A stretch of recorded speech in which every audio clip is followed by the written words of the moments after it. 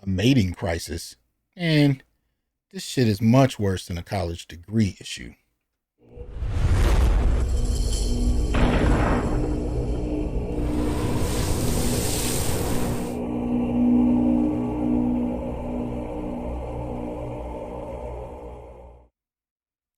What's good, y'all? Welcome back to the Onyx Report, Black Masculinist news for the day. Hope you guys are well. Y'all know what it is. So, in a recent piece put out on the insider.com, came out September 25th, 2021. Let's go ahead and pull it up here so you guys can see what the hell I'm talking about. There we go. NYU professor, right, says fewer men going to college will lead to a mating crisis with the U.S. producing too many broke and alone men. Well, maybe you can't see that. Hold on. Just fix one thing here on the screen. Try and get this thing working. It's a little temperamental. There we go. There we go. There we go. So, still a little twitchy, but we're going to see if we can make it work. An NYU professor says fewer men going to college will lead to a mating crisis with the U.S. producing... Welcome to the Terror Dome. Yeah. Hold on.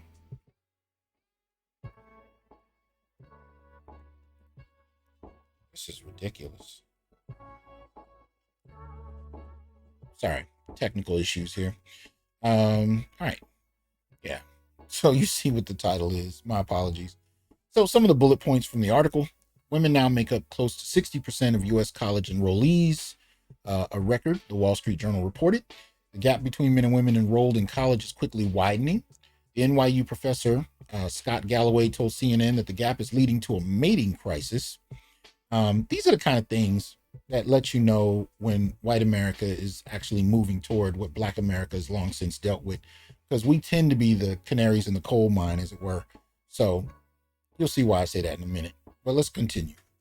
Fewer men than women are attending college, which is leading to a mating crisis, that NYU professor Scott Galloway told CNN on Saturday.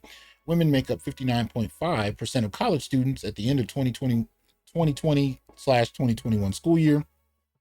An all-time high, the Wall Street Journal reported earlier this month, citing U.S. Department of Ed data.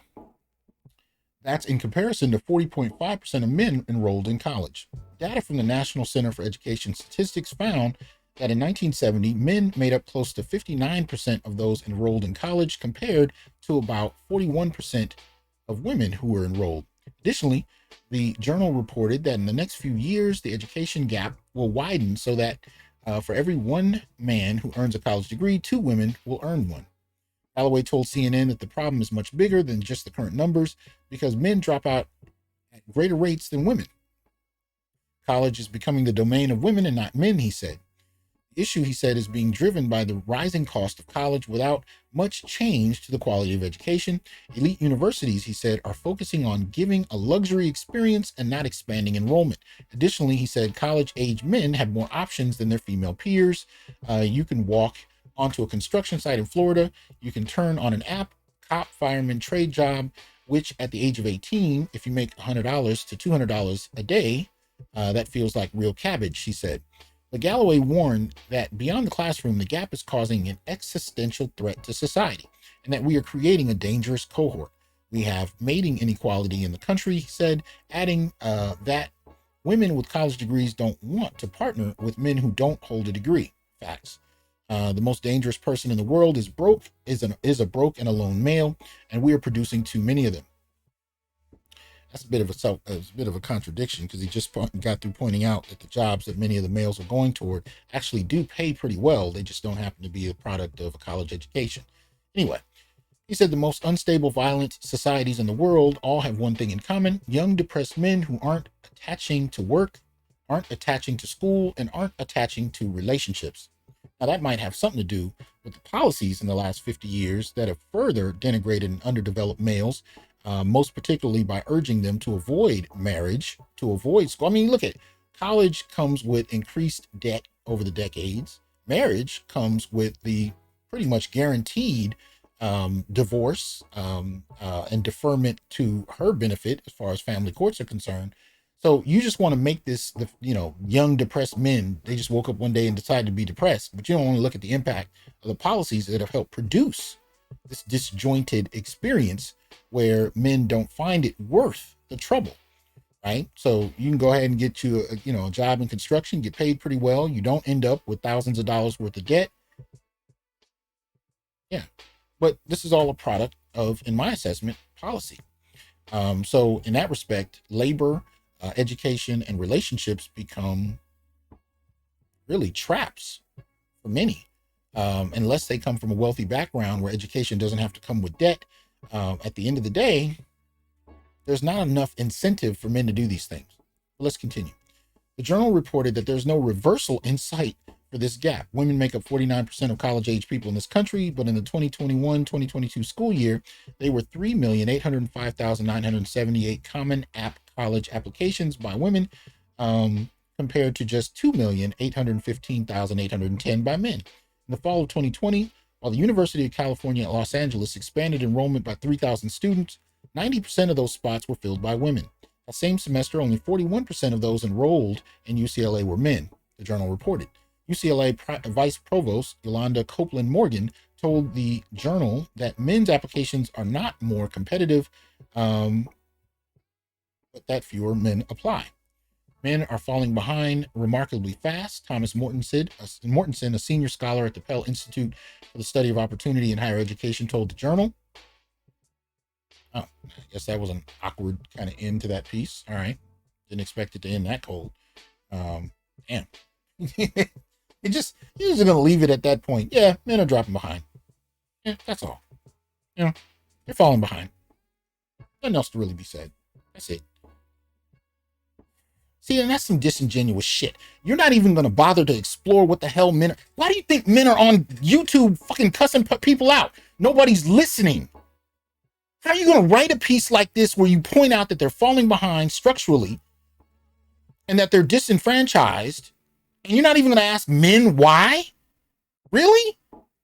And at the end of the article, you're going to cite somebody who's a senior scholar at the Pell Institute who happens to be a man. He says they're falling behind, and you end the article there. See, this is part of the problem. If you're not willing to at least listen to men, why? Because what they have to say is too harsh? Really? It's too rough on your feelings, so nobody wants to hear it? Okay. Well, the cost of not listening, the cost goes up. The cost goes up. If you don't want to listen to the group that you want something from, you don't want to hear what their rationale is, and then you wonder why they continue to not participate, cost just tends to increase. Well, let's look at something. So we're going to talk about this whole issue of access and men. And one of the things I think we can find in this is that, as I said earlier, white America is really just starting to experience what Black America has long been familiar with. I'm going to enlarge this a little so you guys can probably see it a little better. This is obviously some data that I just pulled from blackdemographics.com, just to give you a kind of quick glimpse at some of the things we're looking at here. Educational attainment for Black men on the left, Black women on the right, ages 25 and over. Both Black men and women are being compared to all men and all women, respectively. One of the things we notice is that, 50% of Black men attend college, right? Just under all men. About 19% walk away with a bachelor's degree or higher versus 32% of all men, right? The rates are roughly equal as far as those with a high school diploma in regard to Black men and all men. So about 15% have less than a high school diploma. So let's look at the women. 59% attended college, which is slightly less than 63% of all women. Right? Bachelor's degrees about 24%, which is a little bit less. 33% of all women achieve that. So Black women are slightly less, because the data we heard a few years ago about Black women being the most enrolled is not necessarily the most who graduated, but still, 24% versus 33% of all women, and about 13% have less than a high school diploma, which is a little bit more than all women. Now, if we compare Black men and women in this regard, right? We see that in terms of less than high school diploma, it's pretty much damn near equal, 13 and 15% as far as women to men. As far as a bachelor's degree, women have about 5% more degrees than black men, which is not a lot, right? And as far as those who've attended college, you can see the 50 to 59% difference. Well, we're going to focus on those who've achieved a bachelor's degree, right? And the reason that I compare black men and black women is because often issues will be labeled as black issues. But when you actually compare men and women, sometimes that you'll see a huge gap in the difference, which lets you know that not all issues are just black issues. Some are strictly male issues. Some are more so female issues. You got to actually differentiate between the two to get a sense. And if they're about equal, then you can call it a black issue, right? Now, we're talking about these because it's very reminiscent of what we just read in the report. We know from the report, 59% of college applicants, or I should say, those who are starting college or in college, I should say, enrollees, are women. Well, that's actually up there with black women, almost identical to the number, right? So society is starting to catch up with the black community. And one of the things that they pointed out is that 40.5% of men, right, are going to college. Well, black men are actually at 50, but the data years may be a little different. The insider report is based on 2020, 2021 data, right? Whereas Black Demographics is dealing with 2018 data. And this is, of course, not taking into account COVID. So seems like the newer data might suggest a larger shift. It doesn't give us a racial and gendered breakdown, but nevertheless, we can start to see that the larger dynamics are starting to reflect what we've seen in the black community. And I can tell you, based on reports that I myself have looked at and produced, charts that I produced out of the National Center for Education Statistics, from 1970 to 2018, black men have about half the degrees of black women. So in that respect, men not, accomplishing the same degree of educational achievement is, pretty standard, but it's been the case in the black community for a longer period of time, right? Let's look at the next chart, right? Let's look at occupation type for black men and black women age 16 and older. And what we see is an interesting breakdown. Now you can look at the all men and all women. At this point, I'm just going to cover black men and black women, right? So the distribution is very different between the two. Many more women are white collar. Now, this doesn't mean that they're CEOs. It just means they're white collar, lower level administrative positions, things of that nature, secretaries, doesn't matter. They're white collar in that respect. 64% of black women, whereas 41% of black men are. Black men are a little more evenly distributed. So you see with blue collar work, black men are up to 36%, black women, 8%. And service occupations, 23 and 28% respectively for black men and women.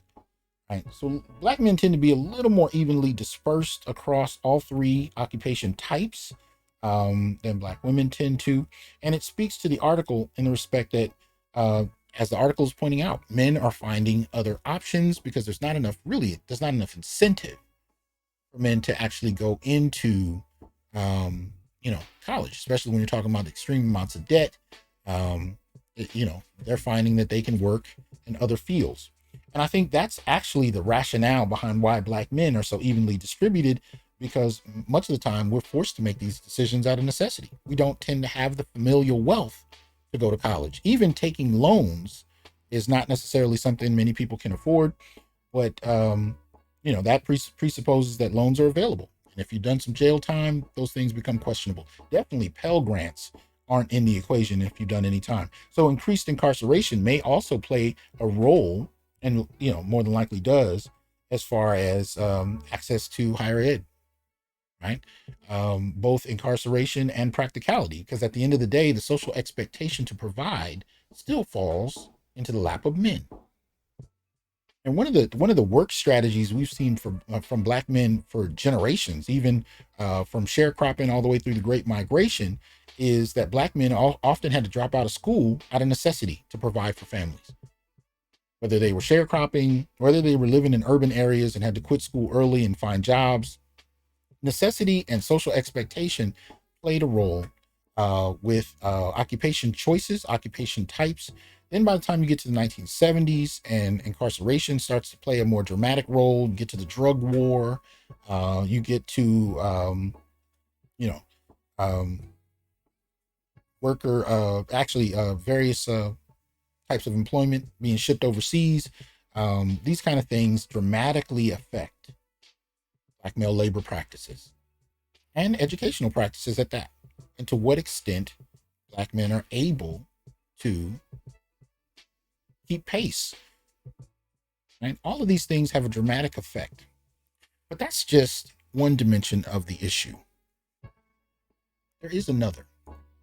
There's a recent study that came out from the Journal of Black Studies, and this is a piece that was published January 3rd of 2020.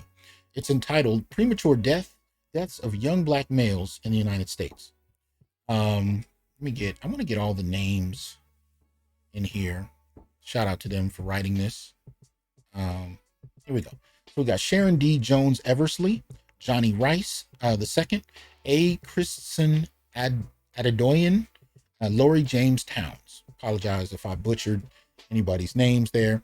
This is the Journal of Black Studies, 2020, January, published piece, again, entitled "Premature Deaths of Young Black Males in the United States." In the United States, generations of young Black males aged 15 to 24 are prematurely dying from homicide and suicide. Between 1950 and 2010, the average death rate for young Black males due to homicide was 81.7 per 100,000, and suicide was 11.8 per 100,000. Ages 15 to 24 years are the intersecting developmental stages of adolescence and young adulthood when premature death should not be expected.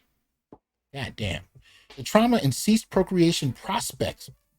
Listen to that. The trauma and ceased procreation prospects. The trauma and basically the young deaths of these Black men stem from Black males' premature deaths, represent a public health crisis in America. Heightened public health approaches are needed to bring attention to a young racial gender group that is dying 5 to 6 decades prior to their life expectancy. The mass suicide, homicide killings, premature deaths, and death disparities among young Black males ages 15 to 24 in the United States is not a paranoid propaganda. It is undeniably a disturbing public health crisis that requires an urgent national response to reverse and ultimately eradicate the premature death of young Black males. So as I said earlier, this is much bigger than a damn college degree. Much bigger. When we look at the premature deaths of young Black men, it invariably takes its toll on all of these other issues: employment, education, marital availability, all these other factors. They're second. How many Black men find themselves dying on a regular basis?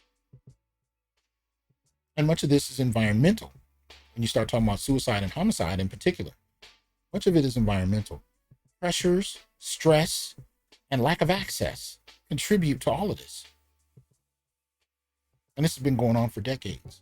And this is the first time I've heard it articulated as a public health crisis issue. Because it is. It is very much a public health crisis issue. And anybody with Black sons can tell you it is. Not necessarily because their sons are dying directly, but because of the fear of what may happen to their sons. And that's even outside of what those sons might inflict on themselves, out of depression, out of exhaustion, out of stress, out of fear, out of a feeling of lack of options. When we have these articles like the one that we find in the Insider that wants to talk about, right, the mating crisis. This is one of the biggest reasons I started doing videos. It seems like a mating crisis on the surface. When you delve into it, you find that it's actually much more. Mating crisis is just the surface level of it.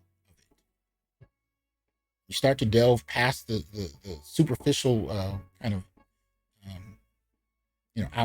outer covering of the matter. You start to find that the biggest issue is that men, most particularly Black men, find themselves structurally alienated from being able to participate. And the historical rationale for it, the historical reasons that underpin why they can't go back generations. It's been said that people today, particularly youth, are living off the accomplishments and wealth of their grandparents. What the fuck does that mean for Black males? Especially if great-grandparents didn't have wealth all the way down to parents. But more than wealth, being again structurally alienated, not able to participate, whether on an individual or a collective basis, being perceived to be violent, being perceived to be dangerous, being perceived to be a problem, whether in your community or in the larger community. Does any of this matter? Public health crisis? You goddamn right. And I'm hoping that Black men themselves will take it seriously enough, even if nobody else gives a damn enough to do so. And that's why I'm here, because I am calling this a public health crisis. And I've been saying it, just not using that terminology. So shout out to this piece. It's been written. I will post the link for both of these in the description box, and I hope you will join the discussion in the comment section. All right? So be well. Peace.